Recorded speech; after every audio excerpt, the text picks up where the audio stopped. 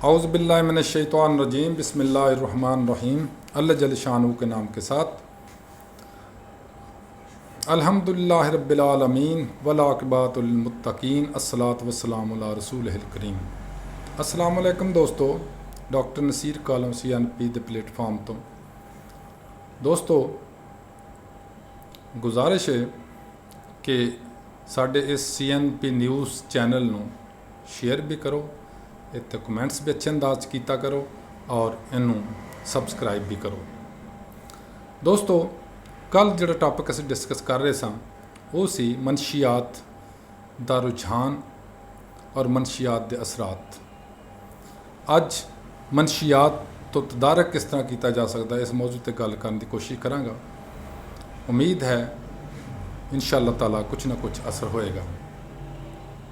ਦੋਸਤੋ, ਜਿਸ ਤਰ੍ਹਾਂ ਕਿ ਮੈਂ ਅਰਜ਼ ਕਰ ਰਿਹਾ ਕਿ ਜਿਹੜਾ ਬੰਦਾ ਅੱਜ ਕੱਲ੍ਹ ਤੁਸੀਂ ਗੌਰ ਨਾਲ ਦੇਖ ਲਓ, ਸੁਣ ਲਓ, ਪੁੱਛ ਲਓ ਲੋਕਾਂ ਨੂੰ,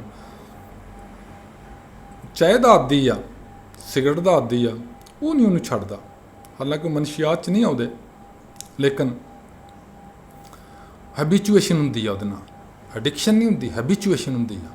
ਹੈਬੀਚੁਏਸ਼ਨ ਬਹੁਤ ਛੋਟੀ ਜਿਹੀ ਚੀਜ਼ ਆ, ਐਡਿਕਸ਼ਨ ਬਹੁਤ ਬੜੀ ਚੀਜ਼ ਆ। ਐਡਿਕਸ਼ਨ ਹੁੰਦਾ ਨਸ਼ੇ ਦਾ ਆਦੀ ਹੋ ਜਾਣਾ, ਹੈਬੀਚੁਏਸ਼ਨ ਹੋ ਜਾਣਾ ਦਾ ਮਤਲਬ ਹੁੰਦਾ ਆਦਤ ਬਣ ਜਾਣਾ। ਚਾਹ ਔਰ ਸਿਗਰਟਾਂ ਆਦਤ ਕਰਦੀਆਂ ਨੇ, ਜਦੋਂ ਕਿ ਮਨਸ਼ੀਆਤ ਜਿਹੜੇ ਆ ਉਹ ਐਡਿਕਸ਼ਨ ਕਰਦੀਆਂ ਨੇ, ਨਸ਼ਾਈ ਬੰਦੇ ਨੂੰ ਬਣਾਉਂਦੀਆਂ ਨੇ। ਇਹਨਾਂ ਤੋਂ ਤਦਾਰਕ ਵਾਸਤੇ ਨੰਬਰ 1 ਸਭ ਤੋਂ ਅਹਿਮ ਚੀਜ਼ ਜਿਹੜੀ ਆ ਉਹ ਹੈ ਐਜੂਕੇਸ਼ਨ। ਅਗਲਾ ਸਵਾਲ ਆ ਗਿਆ ਕਿ ਅਗਰ ਐਜੂਕੇਸ਼ਨ ਜਾਂ ਤਾਲੀਮ ਹੀ ਇਹਦਾ ਹੱਲ ਹੈ ਤਾਂ ਫਿਰ ਤਾਲੀਮੀ ਅਦਾਰਿਆਂ 'ਚ ਤਾਂ ਸਭ ਤੋਂ ਜ਼ਿਆਦਾ ਇਹ ਫੇਲ ਹੋ ਰਿਹਾ। ਤਾਲੀਮੀ ਅਦਾਰਿਆਂ 'ਚ ਤਾਂ ਪ੍ਰਵਾਨ ਚੜ੍ਹ ਰਿਹਾ ਇਹ ਨਸ਼ਾਈ ਹੋਣਾ ਔਰ ਮਨਸ਼ੀਆਤ ਦਾ ਇਸਤੇਮਾਲ ਕਰਨਾ। ਫਿਰ ਉਹਦਾ ਕੀ ਹੱਲ ਹੈ? ਤਾਲੀਮ ਸਿਰਫ ਤਾਲੀਮੀ ਅਦਾਰਿਆਂ 'ਚ ਨਹੀਂ ਦਿੱਤੀ ਜਾਂਦੀ, ਬਲਕਿ ਮੇਰੇ ਨਬੀ ਨੇ ਫਰਮਾਇਆ ਸੀ, ਜਿਹਦੀ ਇੱਕ ਸ਼ੇਰ ਦੇ ਵਿੱਚ ਤਾਰੀਫ ਕੀਤੀ ਹੈ ਅਲਾਮਾ ਸਾਹਿਬ ਨੇ, गोद से गोर तलक इल्म के तालब रहना वाह क्या खूब है फरमान रसूल अरबी।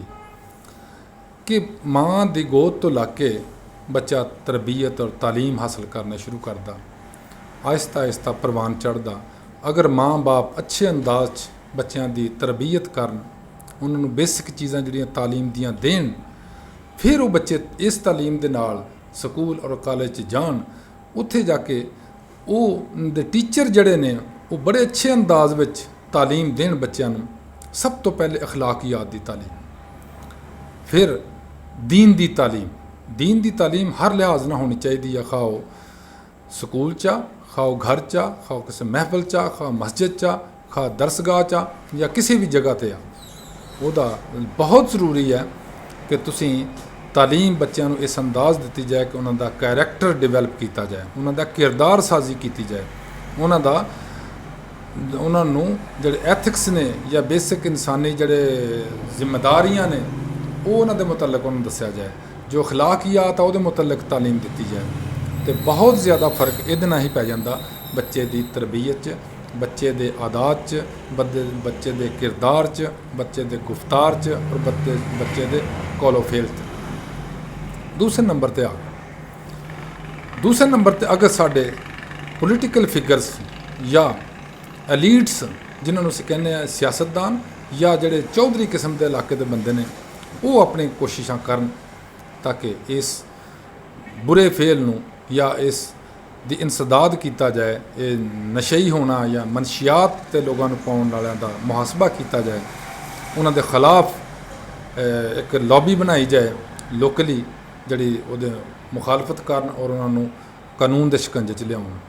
उस तो अगले नंबर पर आ जाता साढ़े जोड़े एडमिनिस्ट्रेटिव फोर्सिस ने, जिस पुलिस आ गई या एंटी नारकोटिक्स फोर्स आ या होर अदारे ने, इंटैलीजेंस के अदारे बहुत सारे ने जोड़े इस काम कर सकते हैं। अगर वो चाहन और करन, ईमानदारी नाल काम करन। लेकिन मुसीबत यह आ कि पुलिस और इन अदारियां तो 1% भी उम्मीद नहीं है कि ये सही काम कर सकते हैं या इन्हों सही अंदाज काम करन दिता जांदा वे। क्यों? इस पेशे दे विच या इस ਜਿਹੜੇ ਕਿਰਦਾਰ ਨੇ ਇਹਨਾਂ ਵਿੱਚ ਪੈਸੇ ਦਾ ਲੈਣ ਦੇਣ ਬਹੁਤ ਆ, ਰਿਸ਼ਵਤਤਾਨੀ ਬਹੁਤ ਆ, ਪੈਸਾ ਬਹੁਤ ਕਮਾਇਆ ਜਾਂਦਾ। ਜਿਹੜਾ ਪੈਸੇ ਕਮਾਉਂਦਾ ਵੇ ਉਹ ਅਦਾਰਿਆਂ ਨੂੰ ਪੈਸੇ ਵੀ ਦਿੰਦਾ ਵੇ, ਉਹ ਲੋਕਲ ਸਿਆਸਤਦਾਨਾਂ ਨੂੰ ਵੀ ਖਰੀਦ ਲੈਂਦਾ, ਉਹ ਮੀਡੀਆ ਨੂੰ ਵੀ ਖਰੀਦ ਲੈਂਦਾ। ਦੇਖੋ ਨਾ, ਮੀਡੀਆ ਬੜਾ ਇੰਪੋਰਟੈਂਟ ਆ ਇਸ 'ਚ।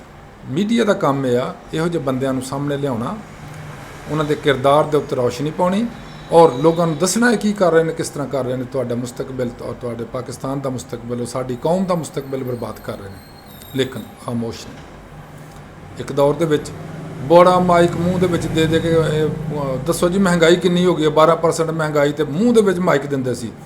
ਹੁਣ ਕੋਈ ਵਾਹੀਆਤ ਇਨਸਾਨ ਨਹੀਂ ਬੋਲਦਾ ਕਿ ਮਹਿੰਗਾਈ ਕਿੰਨੀ ਆ। ਲੋਕ ਮਰ ਰਹੇ ਨੇ ਬਿਜਲੀ ਦੇ ਬਿੱਲਾਂ ਨਾਲ, ਖੁਦਕੁਸ਼ੀਆਂ ਕਰ ਰਹੇ ਨੇ, ਲੋਕਾਂ ਨੂੰ ਰੋਟੀ ਨਹੀਂ ਮਿਲਦੀ, ਲੋਕਾਂ ਨੂੰ ਰਹਿਣ ਬਹਿਣ ਨੂੰ ਬੜਾ ਪ੍ਰੋਬਲਮ ਆ ਰਹੇ ਨੇ। ਹੁਣ ਕਿਸੇ ਜਗ੍ਹਾ ਤੇ ਮਹਿੰਗਾਈ ਨਜ਼ਰ ਨਹੀਂ ਆ ਰਹੀ ਇਸ ਕਰਪਟ ਮੀਡੀਆ ਨੂੰ। ਅਗਲੇ ਨੰਬਰ ਤੇ ਆ ਜਾਓ, ਹਕੂਮਤੀ ਲੈਵਲ ਤੇ ਆ। ਹਕੂਮਤੀ ਲੈਵਲ ਤੇ ਇਹਨਾਂ ਦੇ ਖਿਲਾਫ ਬੜੀ ਜ਼ਬਰਦਸਤ ਪਲਾਨਿੰਗ ਵੀ ਹੋਣੀ ਚਾਹੀਦੀ ਆ, ਐਕਸ਼ਨ ਵੀ ਹੋਣਾ ਚਾਹੀਦਾ। ਇਹ ਨਹੀਂ ਹੈ ਕਿ ਸਿਰਫ ਫੜ ਲਿਆ ਜਾਏ। ਇੱਕ ਬੰਦਾ 5 ਕਿੱਲੇ ਉਹਦੇ ਕੋਲ ਹੀਰੋਇਨ ਫੜੀ ਜਾਂਦੀ ਆ, ਉਹਦੀ ਤੀਸਰੇ ਦਿਨ ਜ਼ਮਾਨਤ ਹੋ ਜਾਂਦੀ ਆ। ਉਹ 'ਚ ਕੌਣ ਕਰ ਰਿਹਾ? ਉਹ ਜਨਾਬ ਰਿਪੋਰਟ ਆ ਗਈ ਵੀ ਉਹ ਹੀਰੋਇਨ ਨਹੀਂ ਸੀ। ਖੁਦਾ ਦੇ ਬੰਦੇ, ਅਗਰ ਇਸ ਤਰ੍ਹਾਂ ਨਿਜ਼ਾਮ ਚਲਾਉਣਾ ਮੈਂ ਤਾਂ ਫਿਰ ਕਿਸ ਤਰ੍ਹਾਂ ਚੱਲੇਗਾ? ਇੱਕ ਬੰਦੇ ਦਾ ਕੋਈ ਸ਼ਰਾਬ ਫੜਦਾ ਕਿ ਸਾਡਾ ਚੀਫ ਜਸਟਿਸ ਜਾ ਕੇ ਇੱਕ ਵਜ਼ੀਰ ਕੋਲ, ਔਰ ਉਹ ਤੀਸਰੇ ਦਿਨ ਰਿਪੋਰਟ ਆ ਜਾਂਦੀ ਹੈ ਕਿ ਨਹੀਂ ਜੀ ਉਹ ਸ਼ਹਿਦ ਸੀਗਾ, ਉਹ ਸ਼ਰਾਬ ਨਹੀਂ ਸੀ, ਉਹ ਸ਼ਹਿਦ ਸੀਗਾ। ਜਿਸ ਮੁਲਕ 'ਚ ਇਹ ਕੁਛ ਹੋ ਰਿਹਾ ਹੋਵੇ ਉੱਥੋਂ ਤੁਸੀਂ ਕਿਸ ਚੀਜ਼ ਦੀ ਉਮੀਦ ਕਰ ਸਕਦੇ ਹੋ?